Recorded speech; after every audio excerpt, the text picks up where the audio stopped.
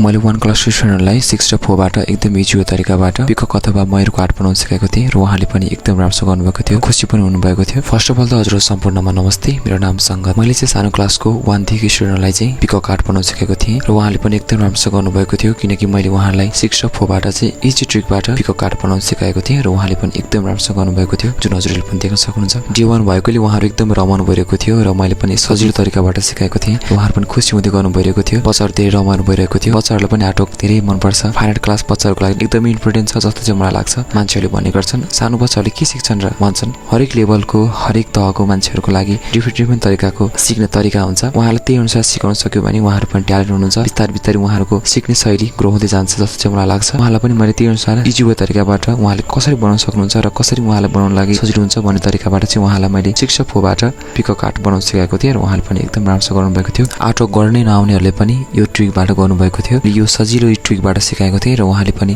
राम्रै गर्नुभएको थियो र बच्चाहरूको दिमागलाई क्रियाशील अनि क्रिएटिभ बनाउनको लागि आर्टको एकदम धेरै इम्पोर्टेन्ट र निकै ठुलो सकारात्मक भूमिका खेलेको हुन्छ। त्यसैले बच्चालाई समय अनुकूल पारेर हामीले स्कुलमा fine art class special different आर्टवर्कहरू बनाउन सिकाइरहेका हुन्छौँ र हजुरले पनि आफ्नो बच्चाहरूलाई यसरी नै आर्टवर्कहरू गराउन सिकाउनु होला र हाम्रो फाइन आर्ट क्लास एकदमै क्रिएटिभ अनि एकदमै रमाइलो अनि इन्ट्रेस्टिङ भएको थियो। आशा छ हजुरलाई यो भिडियो मन पर्यो होला। मन पर्यो भने सबैमा सेयर गर्नु होला भन्दै यस्तै फरक भिडियोमा हजुरको साथमा फेरि भेट हुनेछ।